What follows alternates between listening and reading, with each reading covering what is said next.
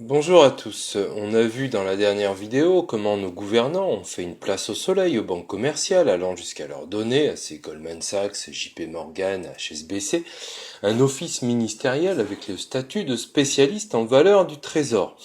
Mais ce n'est pas tout. Le système monétaire repose aussi sur le rôle fondamental accordé aux banques commerciales. Elles sont au cœur du système d'argent-dette. Qui crée l'argent? C'est une question capitale pour comprendre tout ce qui va suivre. Et en préalable, pour comprendre le tout, il faut d'abord comprendre le processus de création monétaire. À la base même de ce processus de création monétaire se trouvent des agents économiques, ménages, entreprises, qui ont besoin de pognon. À qui vont-elles le demander, ce pognon? Bien aux banques commerciales qui ont un rôle de prestataire de services financiers pour les particuliers et les entreprises. Donc, outre le fait que les banques commerciales sont les dealers de l'État, elles sont aussi les dealers des ménages et des entreprises. Le pouvoir est dans la main des dealers, rien que pour ça, la démocratie, c'est du flan. Plus précisément, il y a deux façons d'octroyer des crédits, la bonne et la mauvaise. Et devinez ce qu'ont choisi nos politiciens. Alors, vous avez deux adages qui résument ces deux positions. Les dépôts font les crédits. Alors là, il n'y a pas de création monétaire par les banques. Il s'agit d'un simple transfert. L'argent des uns par les dépôts en banque sert au crédit des autres, ce qui devrait d'ailleurs être. Et vous avez l'inverse, les crédits font les dépôts. C'est là le vice fondamental. Par un simple jeu d'écriture, les banques commerciales vont créer de la monnaie, c'est-à-dire effectuer un prêt sans avoir les montants correspondants en ressources, et c'est une création ex nihilo à partir de rien. Et ce pouvoir est aux mains d'acteurs privés, c'est légal à défaut d'être légitime. Retenez que seules les banques commerciales ont ce pouvoir de création monétaire. Et la banque centrale, me direz-vous? Eh bien, elle crée, c'est vrai, des pièces et des billets, de la monnaie banque centrale, ou elle peut encore faire tourner la planche à billets. Oui, mais non. Elle ne crée pas d'argent. Explication. Lorsque les banques commerciales créent de la monnaie en accordant des crédits, elles effectuent des prêts sans avoir les montants correspondants en ressources. Ces crédits augmentent la masse monétaire. Il y a donc création monétaire. Lorsqu'une banque centrale crée ce qu'on appelle la monnaie banque centrale, cette monnaie est exclusivement réservée, utilisée pour les paiements entre banques et transite donc par les banques que ces comptes ont à la banque centrale. Et cette monnaie ne peut donc pas être utilisée pour accorder des crédits. Elle ne circule pas dans l'économie et ne vient pas gonfler du coup la masse monétaire. Lorsque la banque centrale produit les billets qui circulent dans l'économie, il n'y a pas non plus de création monétaire, car lorsque les clients retirent les billets, leurs comptes bancaires sont débités d'autant. Il s'agit donc d'un simple transfert de dépôt bancaire vers les billets sans que la masse monétaire en circulation dans l'économie ne gonfle. Vous avez aussi les achats de devises, ça génère la création monétaire, mais c'est très marginal. Et puis vous avez aussi la planche à billets pour financer le déficit budgétaire de l'État. La Banque centrale accorde une avance au trésor public qui se traduit par une injection de liquidité dans l'économie via les paiements réalisés par le trésor public et un gonflement donc de la masse monétaire. Et cette pratique a été rendue caduque par nos dirigeants en 74, interdite par le traité de Maastricht et de Lisbonne parce que danger, attention, danger, il pourrait y avoir de l'inflation, donc il vaut mieux construire des pyramides de dette à n'en plus finir.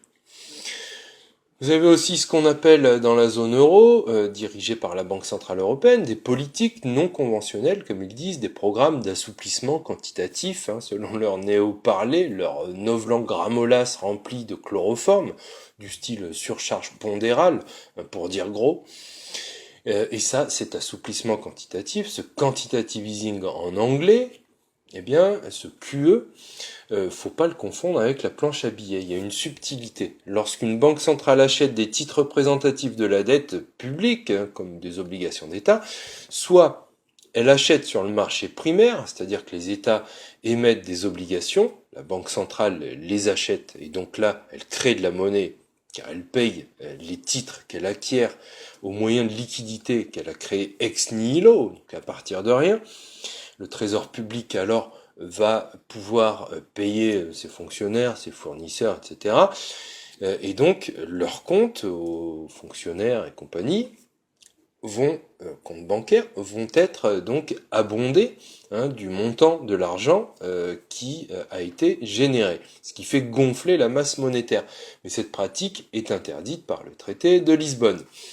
Soit également, la Banque centrale achète des obligations d'État sur les marchés secondaires, c'est-à-dire lorsque les obligations achetées par des établissements financiers sur le marché primaire sont revendues, ça passe donc sur le marché secondaire, et ça c'est autorisé par l'Union européenne. Mais il s'agit ici simplement de faire baisser ou de contenir le taux d'intérêt de ces obligations, car la Banque centrale, par son action, va augmenter donc la demande de ces obligations, ce qui permet au Trésor public d'emprunter dans des meilleures conditions sur les marchés.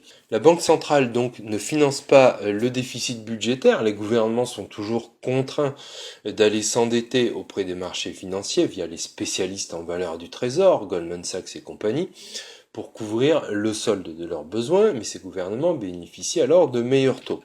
Donc la Banque centrale européenne, en l'occurrence, achète les obligations d'État à des investisseurs privés, banques, assurances, fonds de pension, hedge funds et compagnie, qui vont donc recevoir des liquidités.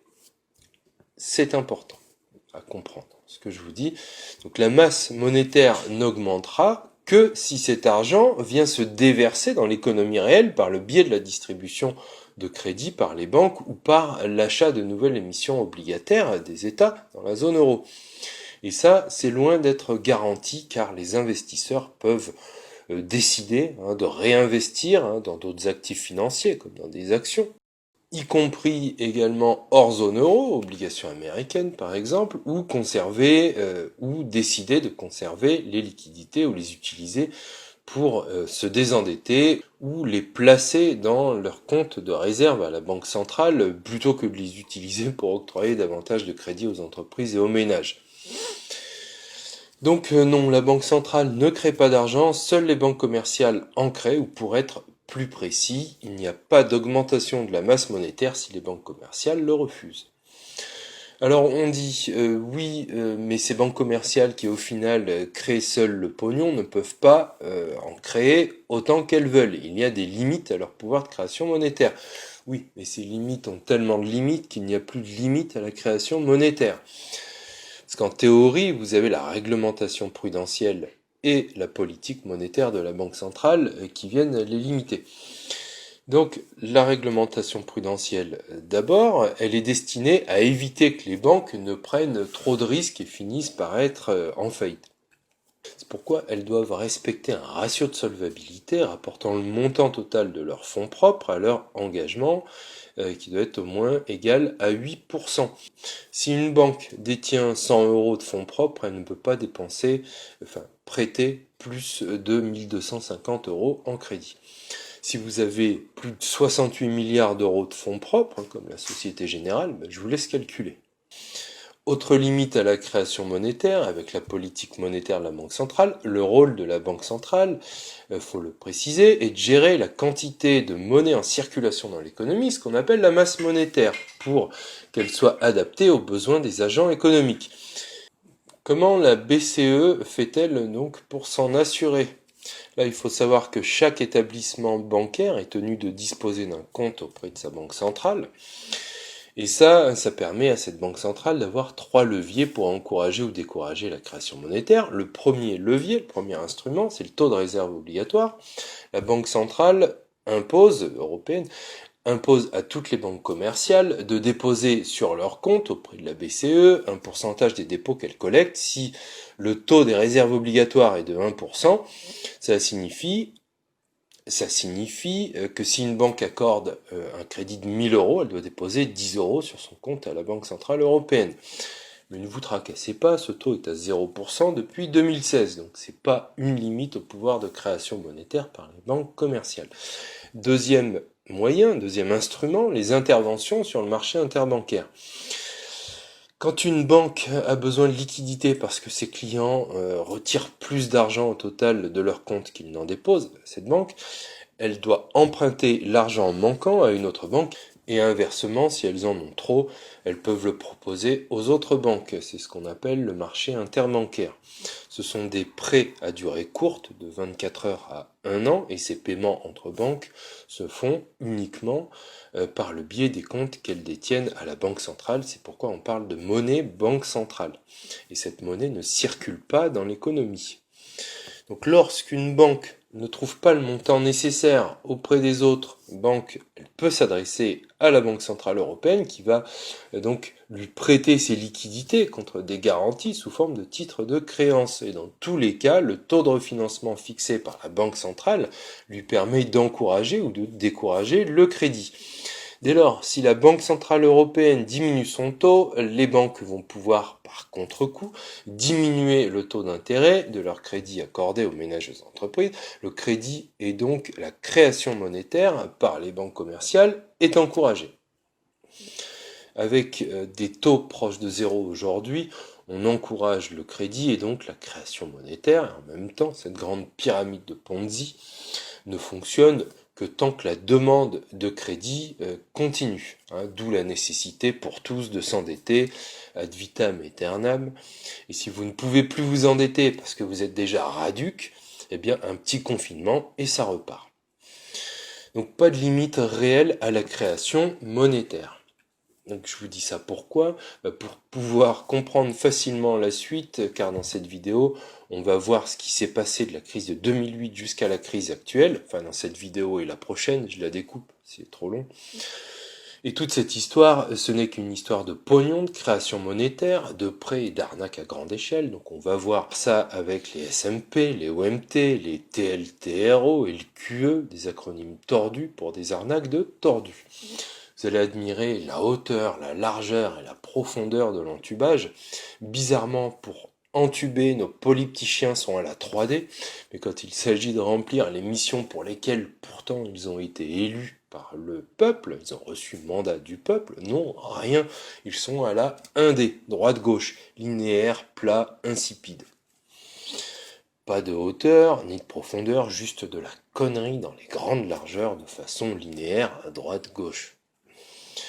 Ainsi, l'idée générale, pour cette racaille à cravate, c'est de toujours tout pourrir au nom d'une idéologie impérialiste pourrie pour pouvoir jouer les sauveurs, ça merdoie jusqu'au bout des doigts, et après ça invoque sa propre turpitude, mais tout ça caché bien sûr derrière des discours politiques très polissés, mais ces gouvernements n'en sont pas moins des pompiers pyromanes, comme on va voir avec la crise de 2008. Donc, premier point, la crise de 2008. Lors de la crise de 2008, nos polyptychiens, toujours en solde au coin du bois, ont sauvé les banques européennes en faillite pour avoir trop spéculé, et tout ça avec l'argent des Européens, et qui n'est d'ailleurs que de l'argent prêté par les banques contre reconnaissance de dette.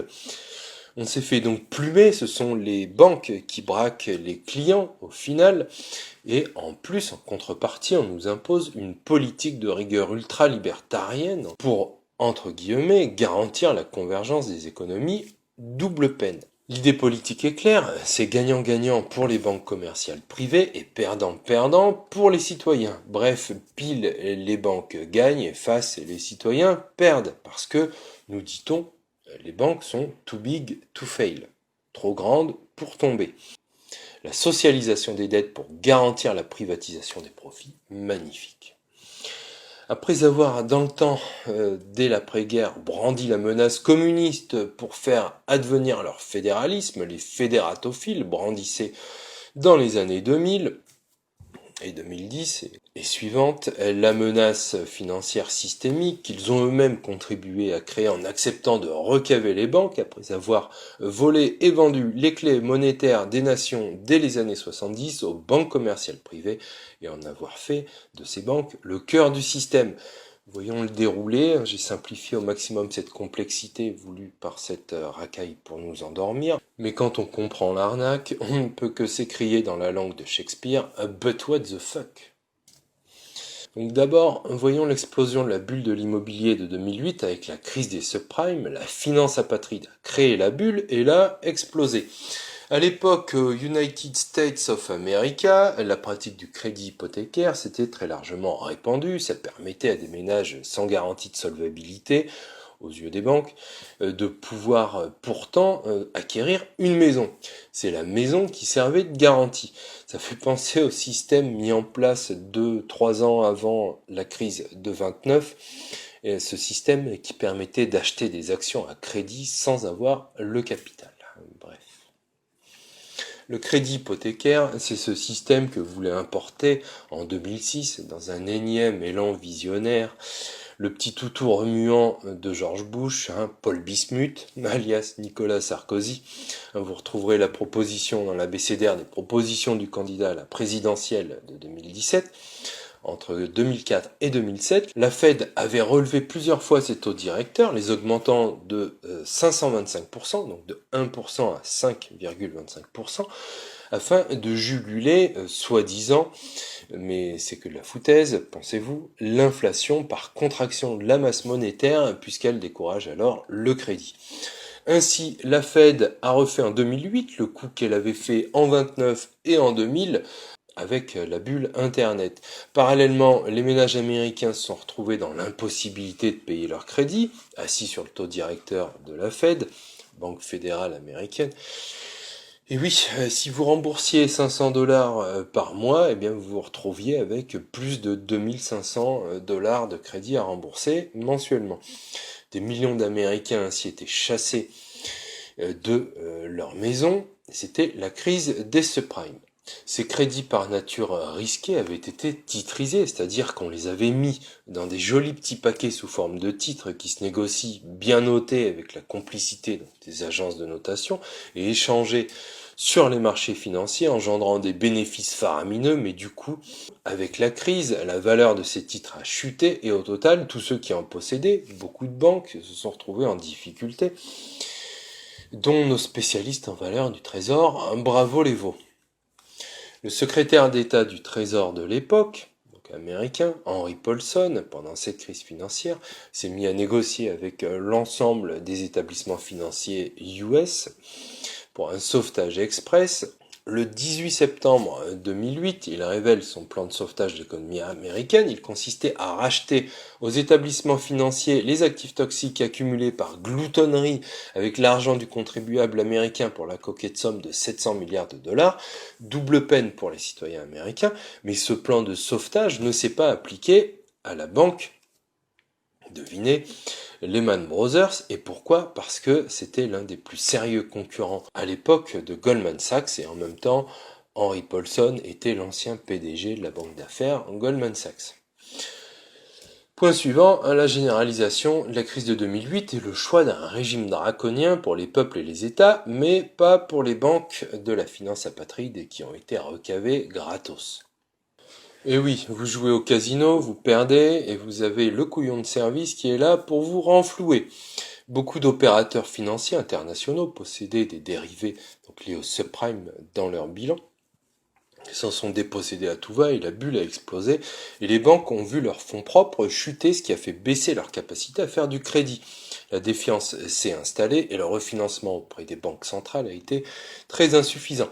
Et l'économie réel s'est trouvé donc menacé faute de crédit et donc de financement parce que, encore une fois, tout le pognon dans nos pays ne naît que par le crédit accordé, donc il ne naît qu'avec sa contrepartie, la reconnaissance de dette, c'est de l'argent dette. Les banques avec des actifs toxiques et des comptes déséquilibrés avaient besoin de se refinancer. La maison du profit, la caverne des brigands pyromanes était en feu. Et quand il y a le feu, on appelle qui? Les États pompiers à la rescousse pour sauver le système. Ce système qui ne vise d'ailleurs qu'à les détruire. Et sans contrepartie réelle, s'il vous plaît, bah oui, sinon à quoi bon se faire chier à mettre en place toute cette arnaque? Donc après la faillite de la banque Lehman Brothers aux États-Unis, les dirigeants focus des États européens se sont frappés la poitrine, ont déchiré leurs habits, ont poussé des cris d'orfraie à l'unisson avec des larmes bien rondes et bien coulantes sur leurs petites joues bien grasses et la voix remplie de trémolo. On dit « il faut sauver les banques, sinon c'est le chaos », repris en chœur par les médias. Voilà comment on s'est fait pipoter le cerveau. Les États ont accepté sans broncher de céder au chantage du lobby bancaire. Enfin, pour être plus précis, la racaille qui gouverne les États a fait plaisir aux copains racailles qui contrôlent les banques en réinjectant des liquidités dans leur bilan pour sauvegarder leurs profits mutuels. Les États se sont donc endettés auprès des banques sur les marchés financiers pour les refinancer. Vous pouvez jouer à la roulette. Si vous perdez, la maison vous recave. Pas mal comme système. Mettez la note sur mon addition. Ah oui, et puis vous la réglez. Super. Un rapport de la Commission européenne du 21 décembre 2013 sur les aides d'État accordées par les États membres de l'Union européenne est chiffré à 1616 milliards d'euros, 13% du PIB de la zone euro. Les aides publiques accordées aux banques de l'Union européenne entre octobre 2008 et décembre 2011 pour les sauver de la faillite. Donc 1174 milliards pour les liquidités des banques et 442 milliards d'euros pour leur permettre de se délester de leurs créances toxiques ou de renforcer leur capital social. Le message adressé aux banques alors était clair, vous êtes intouchables, vous pouvez aller au casino, tout gagner, auquel cas les profits sont à vous, mais si vous perdez, ne vous tracassez pas.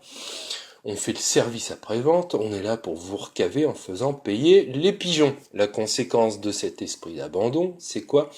C'est simple, les clowns à cravate qui dirigent les États ont ainsi aiguisé les appétits des requins en encourageant les marchés à prendre plus de risques encore parce que dégagés de toute responsabilité financière par le fait que ces États assument le risque en dernier recours, comme si c'était la seule solution, comme si c'était une fatalité, que les banques doivent nous plumer. Bien non, la preuve, l'Islande, un petit pays en nombre de kilomètres carrés d'habitants, face aux difficultés des banques qui ont voulu trop spéculer, a laissé ces entités s'effondrer, ces entités privées, comme toute entreprise privée qui ont failli, qui doivent subir les conséquences, et elle a mis la racaille en prison sans aucun heurt. Ils sont repartis sur des bases saines, en l'espèce l'épargne islandaise ayant été garantie par l'État, contrairement à l'épargne des étrangers qui en ont eu pour leurs frais.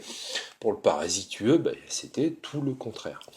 Bref, pour résumer, c'est au nom du remboursement de cette dette publique odieuse et au nom de la générosité de nos gouvernants avec les banques, au nom du parasite ultralibéral UE qui nous ont infligé tous ces plans de relance, puisque les profits sont privatisés, logique capitaliste, et les pertes socialisées, logique communiste. On a une belle synthèse au total entre les deux.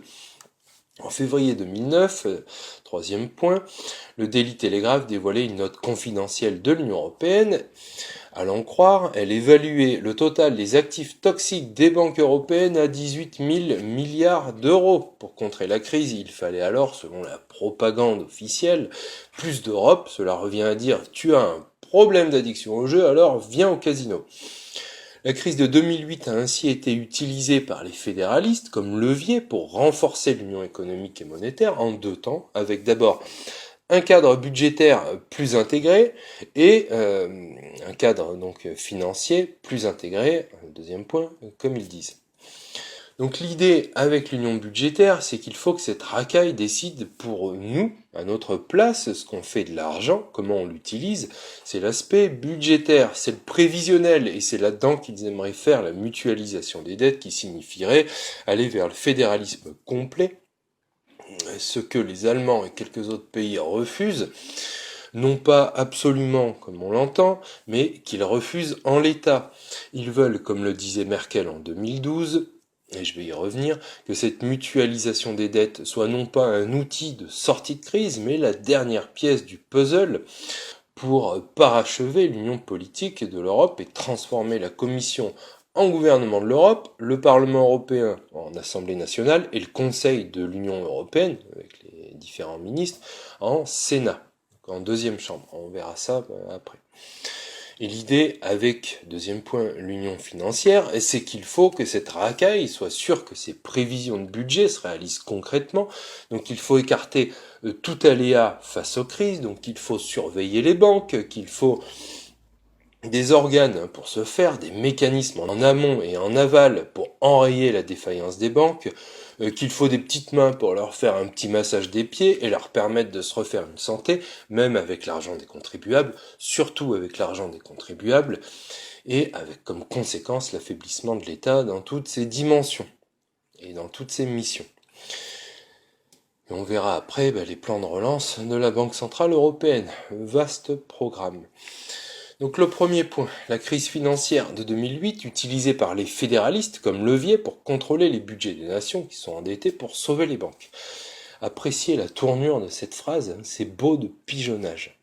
Je précise que je parle pas de tout, ça serait excessivement long, mais donc à cause du système d'argent dette, de la corruption généralisée et des traîtristes, apatrides, les États s'étant portés garants pour les spéculateurs flambeurs que sont les banques, ces banques recavées, donc avec les 1616 milliards d'euros des États qui ont donc assuré les banques en s'endettant encore plus auprès d'elles, ça revient à ça, eh bien, elles se sont retournées contre ces mêmes États européens qui avaient accepté le risque systémique en dernier ressort. C'est ce qu'on appelle ça la crise des dettes souveraines en 2010. Donc, premier point, les parasites impérialistes ont utilisé cette crise des dettes souveraines de la zone euro qu'ils ont provoquée pour contrôler le pouvoir budgétaire des États. Le parasite UE a impulsé la création du système européen de stabilité financière, le SESF, qui comprend 3 autorités européennes de surveillance, l'autorité bancaire européenne, l'autorité européenne des assurances et des pensions professionnelles et l'autorité européenne des marchés financiers. Ce système impliqua également la constitution par les États européens d'un petit pot commun de 500 milliards d'euros en 2009 et 2010, et ils ont réalisé ça par l'institution de 2 machins. D'abord, le Fonds européen de stabilité financière, dit FESF, avec une contribution directe des États de 444 milliards afin de venir en aide à la Grèce. Cette pauvre Grèce, depuis 2001, qui était conseillée par Goldman Sachs, un des officiers ministériels français comme on l'a vu, la pieuvre Goldman Sachs, ce spécialiste en valeur du trésor français, qui gère la dette française pour le compte de l'État français. Ça ne dérange personne nulle part. Et en même temps, cette pieuvre Goldman Sachs spéculait contre la Grèce. Double jeu contre la Grèce, mais rassurez-vous, avec la France, ils sont vraiment très très honnêtes. Et ensuite, la racaille a aussi créé le MESF, Mécanisme européen de stabilité financière, pour mettre en place une contribution indirecte des États de 60 milliards d'euros, pour mettre en place au final leur capacité en commun d'emprunt pour avoir de meilleurs taux sur les marchés, qui a été utilisé pour l'Irlande et le Portugal. Transformé en MES, le FESF et le MESF ont été transformés en juillet 2012 en Mécanisme européen de stabilité, MES 2010, par le biais d'un traité international, tout ça sans base juridique légale. Bah ouais, pourquoi se faire chier? Un petit détournement de procédure et le tour est joué. Et oui, il s'agissait d'éviter de consulter les peuples, ces gros chieurs qui ne comprendraient rien. Il s'agissait, pour ces élites anophèles, ces moustiques suceurs d'argent public qui en même temps nous inoculent le virus ultralibéral, mais de pouvoir plus facilement lever les fonds sur les marchés en faveur des pays dans le besoin, c'est-à-dire des pigeons de la construction européenne, les pays du Sud et la France, parce que l'euro est une monnaie trop surévaluée pour leur économie et parce que pour préparer cette Union européenne, ils ont accepté qu'on interdise leur pouvoir de création monétaire pour pouvoir être accablés de dettes. Et le must là-dedans, c'est quoi? C'est qu'en contrepartie du sauvetage des banques avec leurs impôts, les peuples de ces pays européens doivent se voir imposer une politique de rigueur, double peine. S'endetter plus facilement en hypothéquant l'avenir des citoyens de tous les pays pour enrichir ceux qui exploitent les hommes et surexploitent la nature, bien sûr, c'est la mission première des gouvernants, c'est bien connu. La contribution de la France, et la France, là-dedans, elle s'est engagée financièrement dans ce traité à hauteur de 20%, soit 142 milliards d'euros sur les 700 milliards de capitalisation de ce fonds. Ils ont augmenté leur capitalisation du fonds au passage, pourquoi être radin avec l'argent des autres? Et ce pognon de dingue servira à recaver les banques d'un ou plusieurs pays en difficulté. Ce traité fut signé par le traîtriste Sarkozy, ratifié par l'Assemblée nationale et le Sénat en 2011 et 2012. Ces repères de guignols, de marioles, de bras cassés, de branquignols, ils ont ratifié ce traité donc sans que les citoyens ne soient consultés, et d'ailleurs sans qu'ils n'aient été mis à même de comprendre les tenants et les aboutissants du processus, dans le cadre d'un véritable droit à l'information, d'un débat public contradictoire. S'il avait vu le jour ce débat, il aurait permis la libre formation des opinions politiques des citoyens, qui constituent le peuple souverain, faut-il le rappeler, le seul souverain, mais non le minimum démocratique. C'est trop demandé. La question centrale aurait été, voulez-vous vous faire piner à la fois dans le recto et dans le verso, c'est-à-dire payer pour les banques et devoir se serrer la ceinture en contrepartie? Oui, non, dans le cul ça suffit pas. On se prend à rêver d'essayer la démocratie. Essayez la démocratie et vous verrez. Oui, on aimerait bien. Jürgen Stark, économiste en chef de la BCE, estimait en 2011 devant le Parlement européen que les discussions en cours pourraient conduire à terme à la création d'un ministère européen des finances, nécessitant la création d'une entité indépendante avec un mandat précis. Enfin, quand je dis indépendante, c'est indépendante des peuples, et avec un mandat précis et un cadre institutionnel fort, c'est-à-dire avec des institutions fortes et indépendantes au niveau de la zone euro et au niveau national qui encourageraient la transparence, bien sûr, et augmenterait la pression pour mener des politiques appropriées et pour contrecarrer d'éventuelles tendances à la négligence des règles budgétaires par un État, quitte à être placé sous tutelle financière. Vous voyez la référence. Ainsi, avec son propre trésor public, ou trésor de guerre plutôt, et son propre budget, enfin le pognon des citoyens, l'Europe fédérale serait réalisée de fait avant d'être proclamée en droit. Dans l'idée, c'est comme la suppression des leviers du circuit du trésor, qui garantissait la souveraineté monétaire de l'État. Ça emmerde les ultralibéraux, ils prennent le pouvoir déjà sous De Gaulle, Giscard étant secrétaire d'État aux finances dès 59, et ministre des Finances et de l'économie en suivant, et ils rendent caduques ces très tristes ultra-libertarés, les leviers du circuit du trésor, et après ça, ils se la ramènent, la gueule enfarinée. Ah ils sont caduques, les leviers, donc on va les supprimer. Enfin, vous voyez l'idée. Quid de la démocratie et du sens des élections lorsque la Commission de Bruxelles, la Banque Centrale Européenne et le Fonds Monétaire International, la Troïka donc, disposent des pleins pouvoirs légaux ou illégaux, selon les besoins, sans avoir jamais été élus par personne. Et il est vrai que c'est accessoire, l'élection, pour un despote. Tommaso Padoa-Schioppa, président du think tank Club de réflexion Notre Europe, dont Jacques Delors était président fondateur, et Pascal Lamy, président d'honneur, et qui était l'ancien président du comité directeur du FMI, ancien ministre de l'économie et des finances italien de 2006 à 2008, ancien membre du directoire de la BCE, dans un article, a écrit « La construction européenne est une révolution, même si les révolutionnaires ne sont pas des conspirateurs blêmes et maigres. Tu m'étonnes, ils bouffent comme des cochons.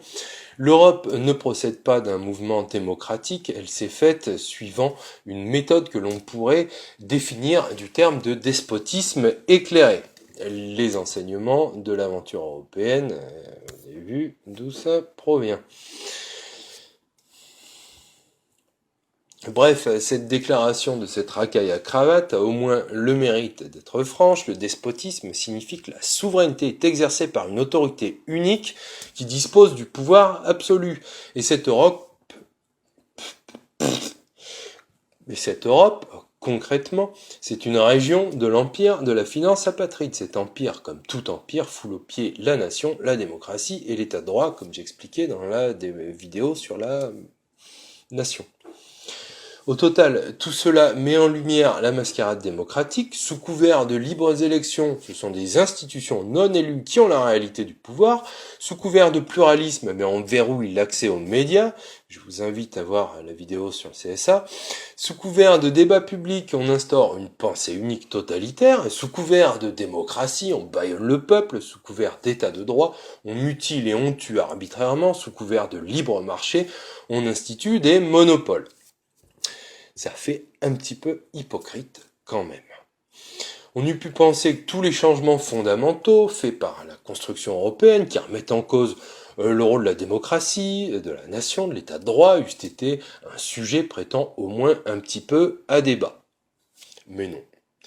Déjà en mai 92, Philippe Séguin, dans son discours devant l'Assemblée nationale, il aurait pu d'ailleurs tout autant pisser dans un violon avec la procédure qu'il avait choisie pour sauver les meubles, déplorait qu'une formidable conspiration du silence dissimule les enjeux et minimise les conséquences, le conformisme ambiant, pour ne pas dire le véritable terrorisme intellectuel qui règne aujourd'hui, disqualifie par avance quiconque n'adhère pas à la nouvelle croyance.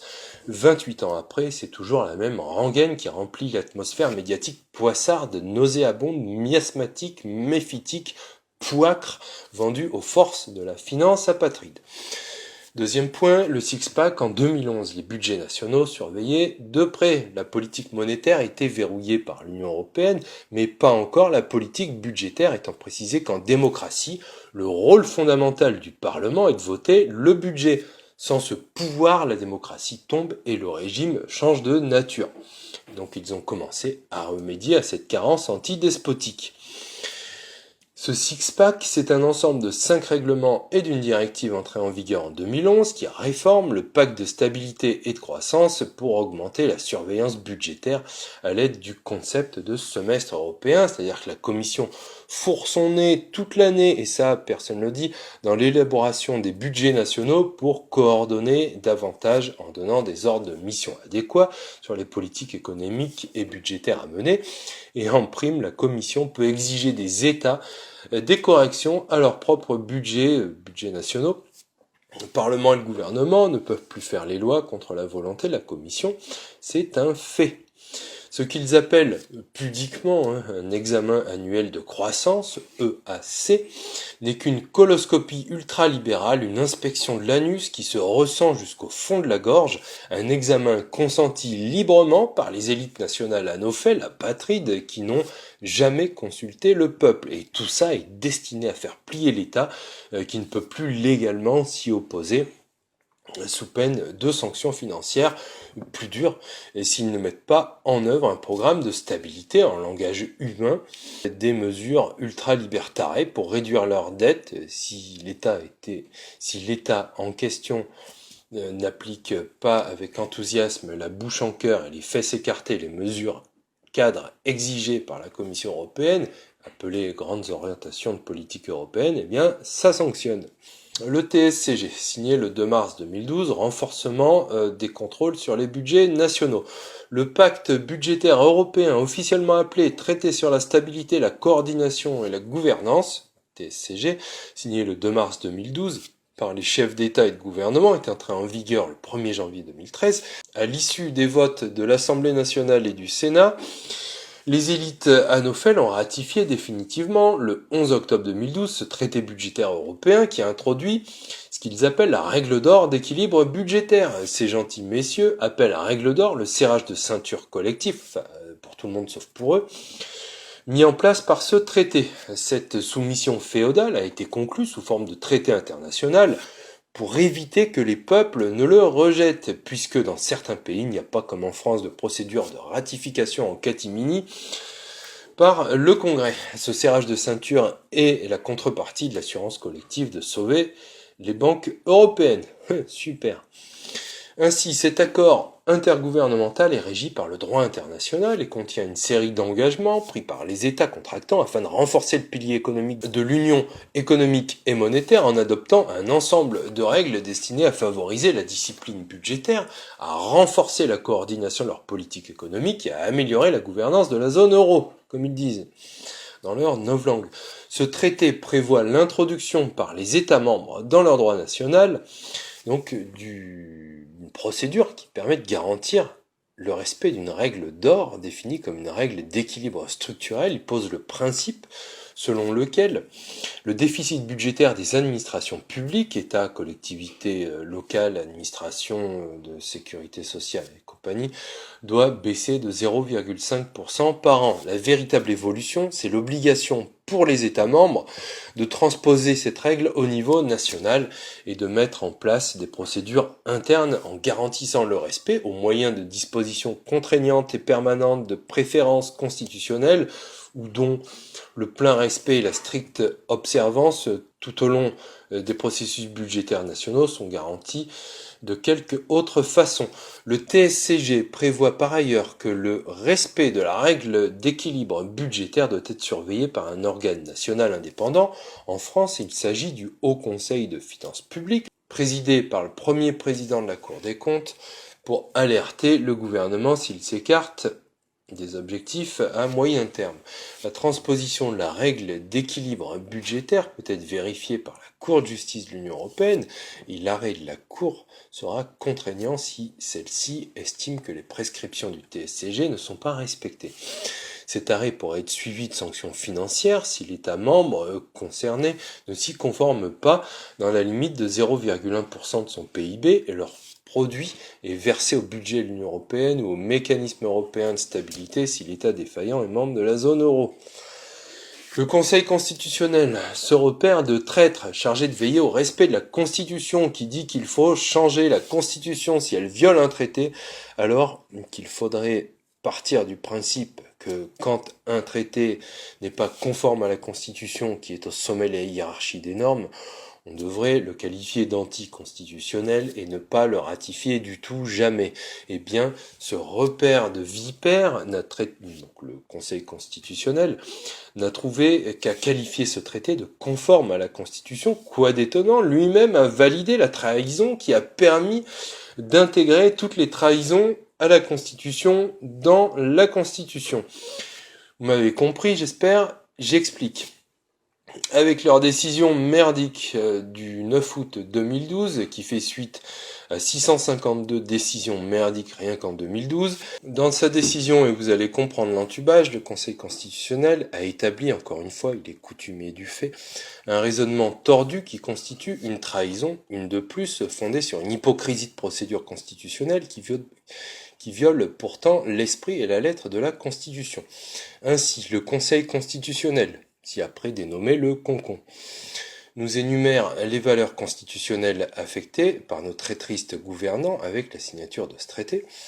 Ainsi, dans son considérant 12, le Conseil constitutionnel, le Concon, affirme qu'au terme du premier alinéa de l'article 20 de la Constitution, le gouvernement détermine et conduit la politique de la nation, que le premier alinéa de son article 39 dispose que l'initiative des lois appartient concurremment au Premier ministre et aux membres du Parlement, ainsi que dans son considérant 13 à l'article 14 de la Déclaration de 1789, qui proclame que tous les citoyens ont le droit de constater par eux-mêmes, par leurs représentants, la nécessité de la contribution publique, de la consentir librement, d'en suivre l'emploi et d'en déterminer la quotité, l'assiette, le recouvrement et la durée, que conformément aux articles 14 et 15 de la Déclaration des droits de l'homme et du citoyen de 1789, les ressources et les charges de l'État doivent être présentées de façon sincère, que le premier alinéa de l'article 24 de la Constitution dispose que le Parlement vote la loi, il contrôle l'action du gouvernement, il évalue les politiques publiques.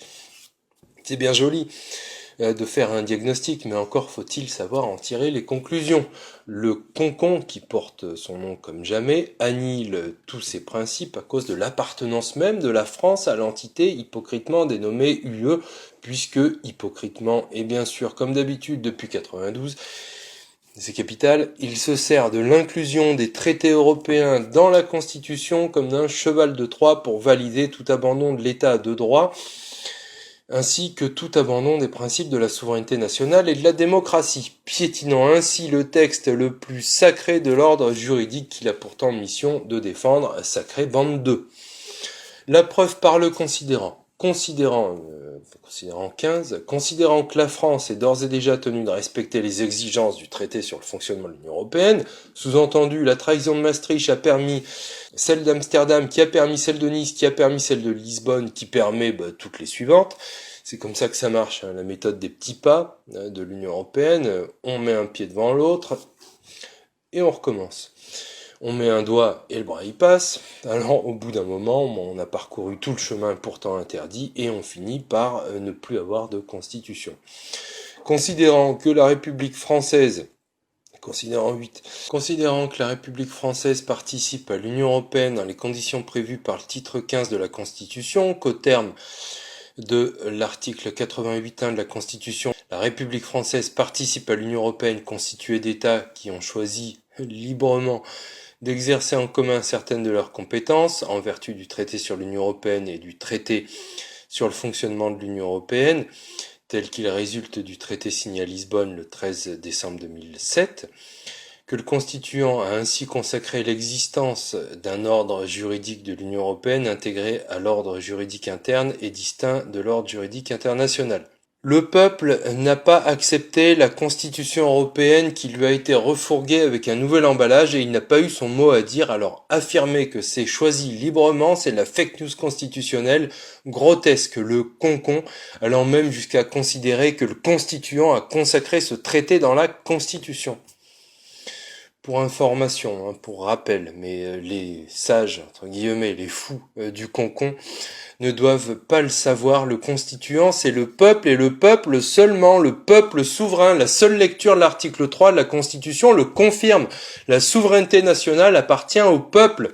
Elle n'appartient pas à une choucroute ou à un castor, elle appartient au peuple, elle n'appartient qu'à lui. C'est lui le mandant, c'est lui qui donne les ordres, le seul constituant.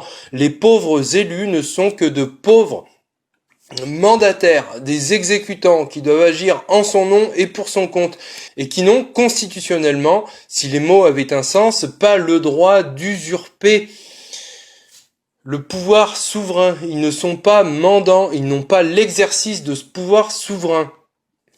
Ils ne peuvent à aucun moment abdiquer, jamais, en faveur d'un pouvoir totalitaire, fût-il présenté comme la panacée par les copains milliardaires, un pouvoir qui ne leur appartient pas. Les fakes sages du concon versent dans les fakes analyses et tirent des conclusions qui sont de la haute trahison dans toute sa pureté, si je puis dire. Devant l'ampleur de l'atteinte aux beaux principes constitutionnels énoncés plus haut, le concon hypocritement encore affirme en cela, aidé par la duplicité des rédacteurs du traité, que l'État peut soit intégrer le traité directement dans son droit national, au moyen de dispositions contraignantes et permanentes, auquel cas il faut réviser la Constitution et donc passer par le référendum ou par le Congrès, ce qui aurait mis en lumière un petit peu l'absurdité du système, ou plus simplement de laisser l'État libre de créer lui-même en droit interne les dispositions dont le plein respect et la stricte observance tout au long des processus budgétaires nationaux sont garantis de quelque autre façon. Auquel cas, une petite loi organique votée en catimini entre copains, entre un homard et du caviar, suffit, car alors ça ne serait plus, selon le concon, contraire ni à la libre administration des collectivités territoriales, ni aux exigences constitutionnelles précitées. On croit rêver. La République des copains, la République des copains, la République. Et nos politiciens n'ont pas tardé à nous pondre la loi organique relative à la programmation et à la convergence des finances publiques du 17 décembre 2012, permettant d'intégrer ce nouveau bâton qu'est le TSCG dans le droit national pour se faire battre par la commission. Bande de maso. Hollande n'aura pas mis 6 mois à renier sa promesse de campagne qu'il avait fait élire. Quatrième point, le Tupac en 2013, encore plus de surveillance et de contrôle des budgets nationaux par le parasite fédéraliste. Le Tupac aurait quand même mieux fait d'être un rappeur américain. Mais non, c'était trop demandé. Ces deux règlements qui sont entrés en vigueur le 30 mai 2013 dans l'ensemble de la zone euro, qui vise à renforcer le six-pack de 2011, qui mettait en place déjà des contrôles de budget nationaux par des procédures supplémentaires de surveillance, davantage de suivi et d'évaluation de l'élaboration des budgets nationaux et des sanctions automatiques. Si on mettait des sous-titres, ça donnerait ça. Tu veux un bâton pour te faire battre? Eh bien, ramasse-le, donne-le-moi et garde le sourire quand je te le fourre dans le cul bien profond. Concrètement, j'ai pas trouvé d'autre image que ça. Depuis lors, cinquième point, la recherche du Saint Graal, la mutualisation des dettes pour achever l'union budgétaire. S'endetter, alors là il s'agit de s'endetter non pas au nom de la France, de l'Italie ou de l'Allemagne, mais en commun au nom de l'Union européenne. Il s'agit d'euro-obligations qui seraient, peu importe le nom, eurobond, euro-obligation, corona-bond, une obligation libellée en euros qui serait émise au nom de l'Union européenne et non plus des gouvernements nationaux. Ça serait pour la racaille l'aboutissement, puisque si on a ça, on doit avoir un super ministre des finances européen et tout un gouvernement continental du coup et tout le bordel qui va avec. Je nuancerai le propos en disant après, malheureusement, ça va arriver. Je rentre pas dans le détail, mais certains pays voient d'un mauvais œil de devoir payer pour d'autres. Mais la solidarité européenne, aurait un double coût très lourd et impensable pour certains pays. Le coût potentiel de la défaillance d'un État, que les autres pays devront payer, et le coût réel de l'augmentation de la charge d'intérêt pour les pays dits vertueux, entre guillemets, sur les marchés financiers. Et malheureusement, c'est en train pourtant d'arriver pour deux raisons. De façon détournée, d'abord, le juge constitutionnel allemand a lâché prise cet été.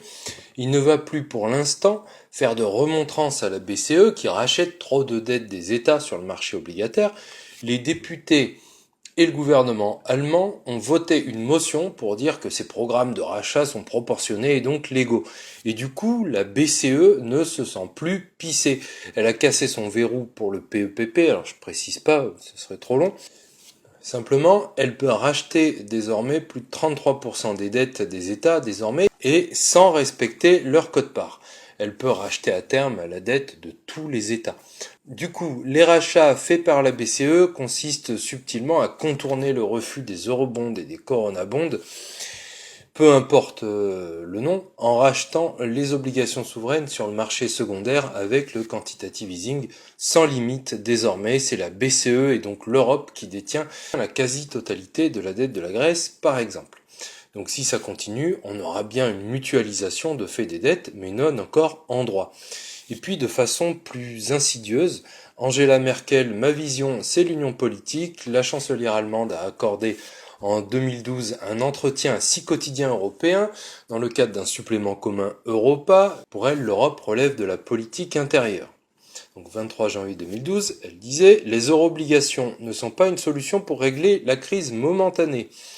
On ne pourra réfléchir à une plus grande responsabilité commune que lorsque nous aurons atteint un niveau d'intégration bien plus approfondi en Europe et non comme un outil pour gérer la crise. Or, pour une intégration plus approfondie, il faut par exemple que la Cour de justice de l'Union européenne contrôle les budgets nationaux et bien plus encore. Mais ça promet. Les États-Unis d'Europe font-ils partie de votre vision lui demandait-on. Ma vision est l'union politique, répondit-elle, car l'Europe doit suivre sa propre voie. Nous devons nous rapprocher pas à pas dans tous les domaines politiques. Au fil d'un long processus, nous transférerons davantage de compétences à la Commission qui fonctionnera alors comme un gouvernement européen pour les compétences européennes, c'est-à-dire à peu près tout. Cela implique un Parlement fort, le Conseil qui réunit les chefs de gouvernement formera pour ainsi dire la deuxième chambre. Pour finir, nous avons la Cour européenne de justice comme Cour suprême. Cela pourrait être la configuration, nous dit-elle, future de l'Union politique européenne dans un certain temps, comme je le disais, et après de nombreuses étapes. D'après l'économiste Agnès Benassi-Kerr, pour résumer, on ne peut concevoir une euro-obligation sans une euro-décision. Et oui, sur une obligation d'État, il y a la signature du ministre des Finances et du directeur de la Banque Centrale Européenne. Alors, quelle signature va-t-on mettre sur les eurobonds ou Corona Bond, ou peu importe leur nom, celle du directeur de la BCE et d'un super ministre des Finances qui n'existe pas par définition encore. Au final, comme l'affirmait aussi en 2012 le ministre des Finances allemand, Wolfgang Schäuble, tant qu'un pays mène sa propre politique budgétaire, il est exclu de mettre en commun la garantie pour les obligations. Tant que. Donc ils veulent tous un super gouvernement européen, ce n'est que la façon d'y aller qui diffère. Les uns veulent que les faits poussent à réaliser le fédéralisme en droit, et les autres, comme les Allemands, veulent que le fédéralisme soit l'officialisation en droit du rapprochement des pays en fait, par le sacrifice de toutes leurs économies et de toutes les populations. Et comme toujours, vu qu'ils sont au final tous d'accord sur le résultat et vu que la construction européenne est un monstre hybride entre fédéralisme et intergouvernementalisme, eh bien ça avance, mais toujours par des chemins de traverse totalement incompréhensibles pour la plupart des gens, mais ça permet de mieux masquer l'arnaque. Et il est temps de se réveiller. Alors, vous aurez droit à la suite au prochain numéro. Merci de votre écoute et à bientôt.